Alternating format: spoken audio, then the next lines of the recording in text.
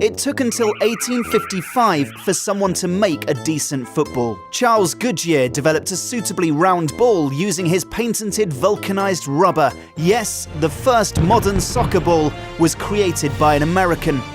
However, the modest design somehow managed to cause great controversy at the first World Cup in 1930, when finalists Argentina and Uruguay couldn't agree on which model of ball to use. A compromise was reached, with one ball being used in each half.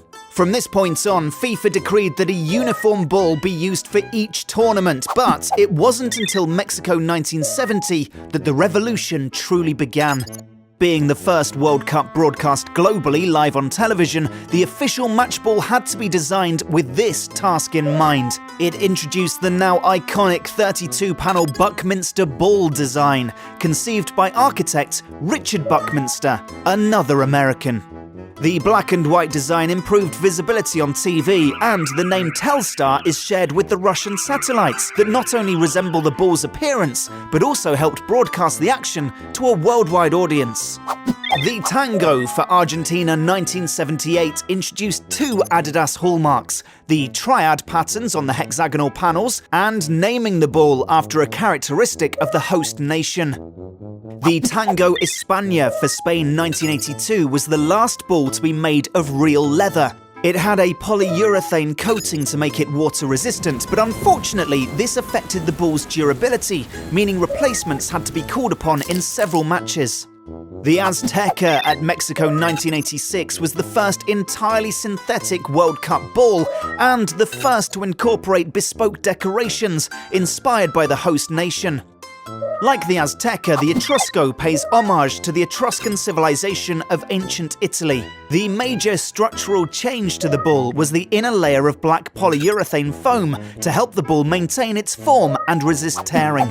Quest for the Stars was the theme at USA 94, with star clusters and constellations adorning the ball.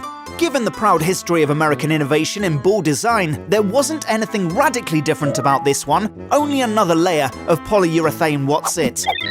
The Tricolore at France 98 was the first multicolored official match ball and the last to bear the Adidas triads. But the Fevernova of Japan Korea 2002 ended the era of the Tango design. From here on in, Adidas aimed to revolutionize their match balls.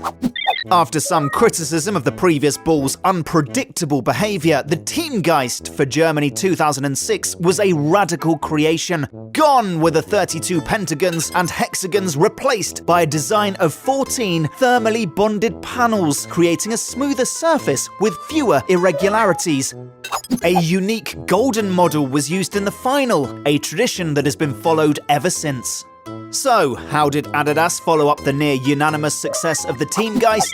14 panels were reduced to 8, with the outer surface covered in popped air grooves for better aerodynamics. Initial player reaction was extremely positive, but other players complained about the erratic and unpredictable movement. A team of NASA scientists identified that the design of the ball inadvertently led to an effect known as knuckling, where asymmetric airflow over the seams caused unintended movement.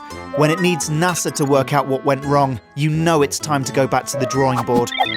The Brazuca's #1 priority for Brazil 2014 was not to be the Jabulani. It achieved this with its rough, bumpy texture and deeper seams between its 6 panels.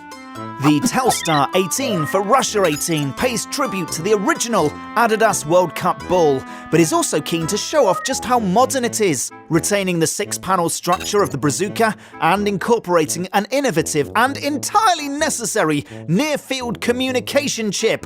How useful this will be remains to be seen. So far, all involved seem pleased with the ball's performance, and if you don't believe me, just ask any of these fine Adidas-sponsored athletes.